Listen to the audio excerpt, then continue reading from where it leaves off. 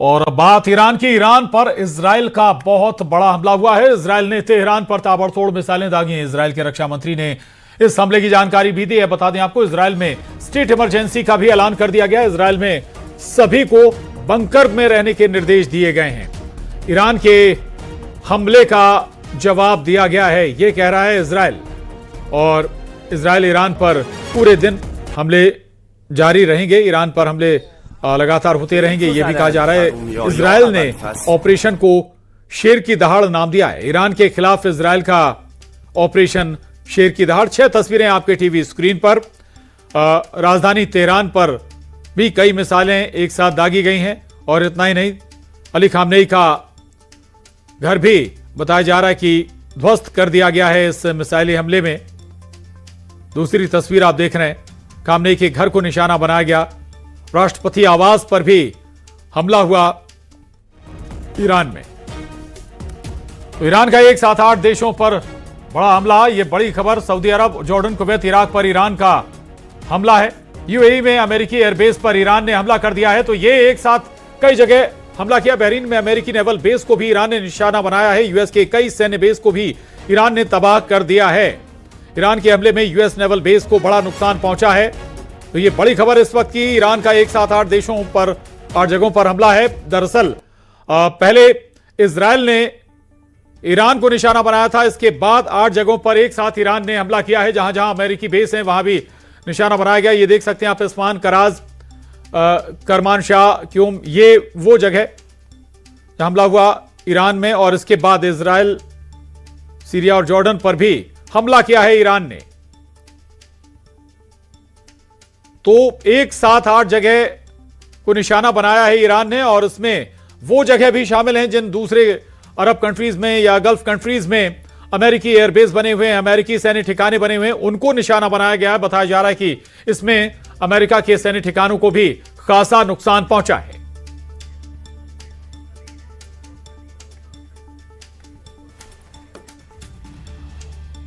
और रक्षा विशेषज्ञ मोहम्मद अली हमारे साथ जुड़े हैं। अराह अली जी, इस पर समझना चाहेंगे, आखिर जो हमला यहां पर हुआ है, पहले ईरान पर टारगेट किया गया, हालांकि इससे पहले वार्ता भी चल रही थी। वार्ता क्या ब्रेक हो गई? क्या वो उस ट्रैक को अमेरिका ने पकड़ लिया कि वो सीमित अटैक भी कर सकता है? जवाब ईरान की तरफ से भी हुआ है। कैसे देख रहे हैं इस स्टेप को?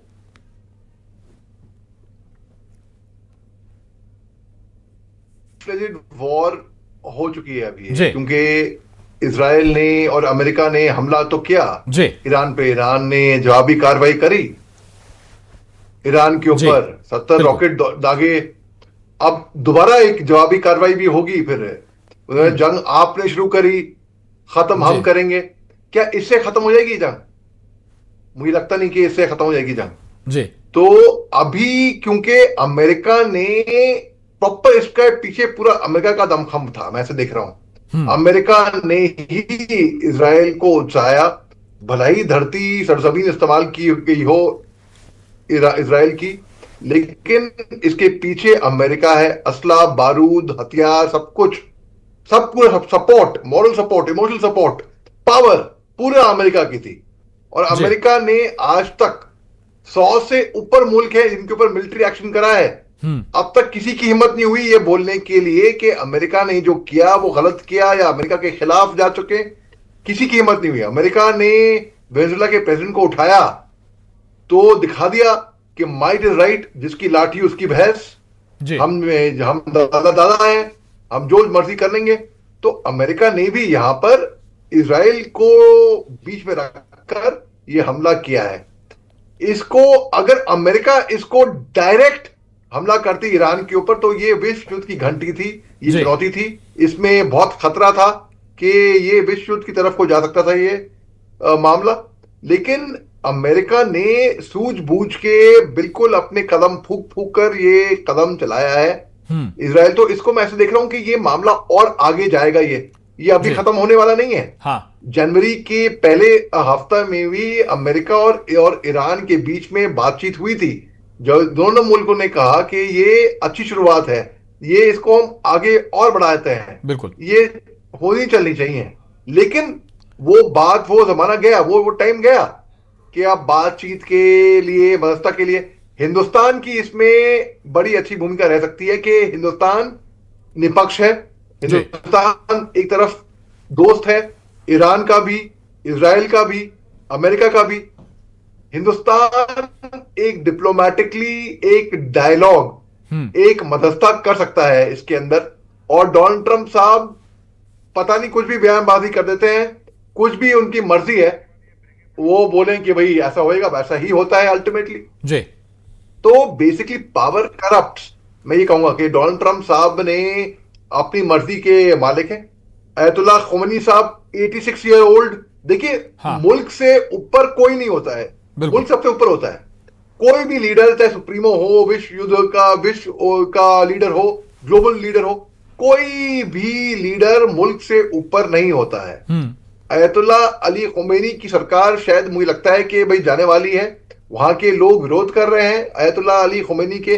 1979 से पहले जब शाह ऑफ ईरान का रजीम था ईरान के अंदर, तब सब कुछ ठीक था ईरान के अंदर, चीजें आगे जा रही थी। इनकी अमेरिका से जी, तो कई बातें रही जिसपे ये कहें ये हालात बने या जंग वाले हालात बन रहे हैं। मैं लौटूंगा आपके पास, एक और अहम खबर आ रही है। तो मोसाद की खामनेई शासन को सीधी धमकी है, ईरान के शान के दिन वापस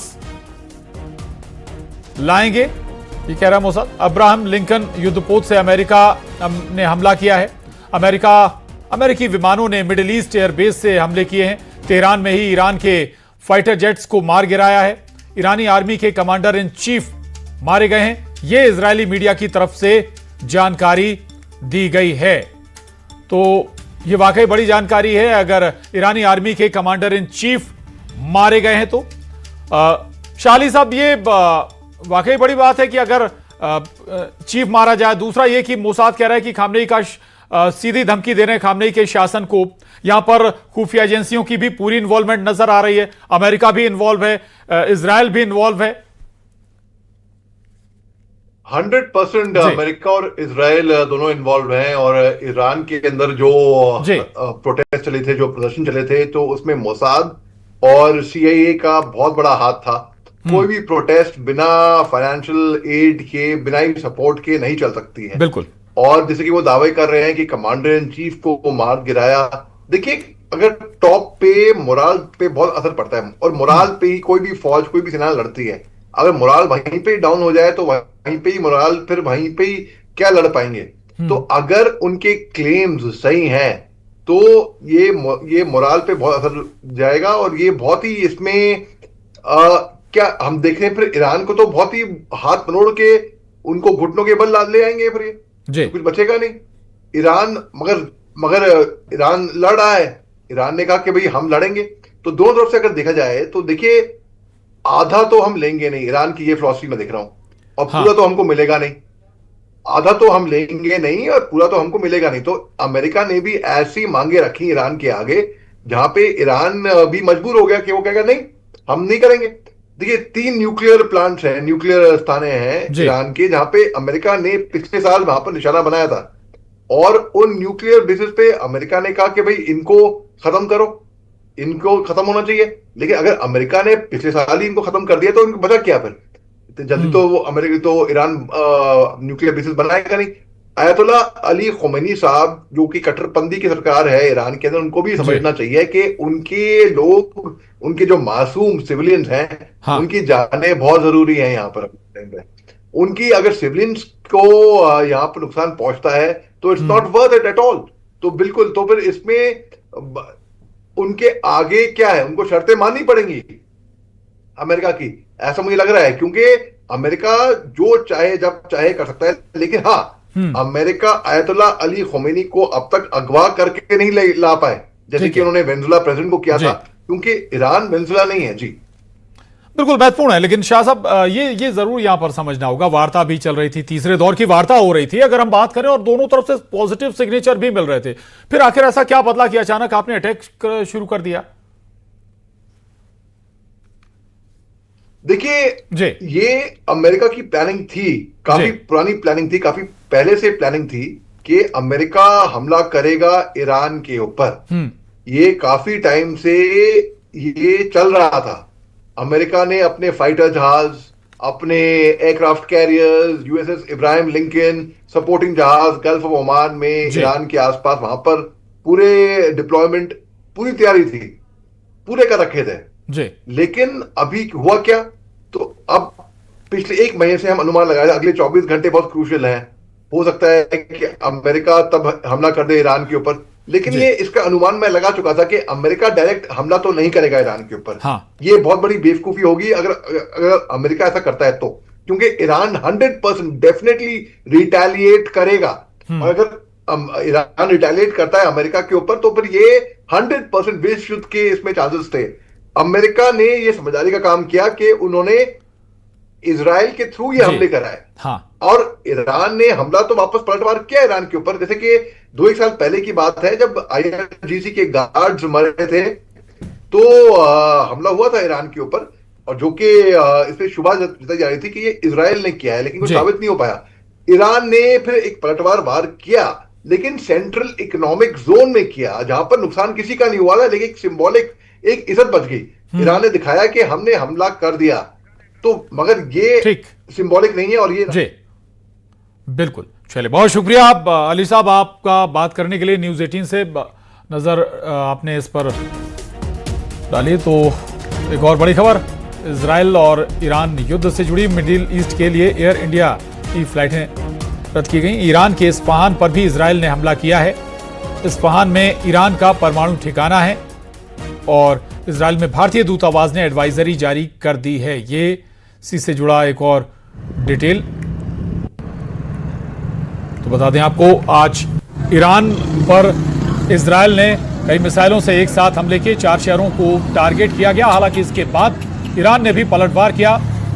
इजराइल पर पलटवार करते हुए एक साथ कई 100 मिसाइलें दागी हैं और खासतौर से उन देशों में भी निशाना बनाया है ईरान ने जहां पर अमेरिकी बेस हैं, आर्मी बेस या फिर वायुसेना अड्डा बनाए गए हैं अमेरिका के जरिए, वहां भी ईरान ने टारगेट किया है। और यह भी कहा है, धमकी भी दी है कि इसे शुरू आपने किया है, खत्म इसे हम करेंगे। आपको याद दिला दें, इससे पहले कन्वर्सेशन भी चल रहा था, बातचीत भी चल रही थी, लेकिन उस बातचीत को अंजाम तक पहुंचने से पहले ही हमला कर दिया गया। और स्वाभाविक है कि अमेरिका के समर्थन से या अमेरिका के इन्वॉल्वमेंट के साथ इजराइल ने यह हमला किया या इजराइल को आगे करते हुए हमला किया गया। Hi everyone, I'm an Indian student and currently I'm in Tehran. The situation here feels really worst and uncertain. We really don't know what's gonna happen next. We're really grateful that the Government of India and the Ministry of External Affairs are in discussion for our safety.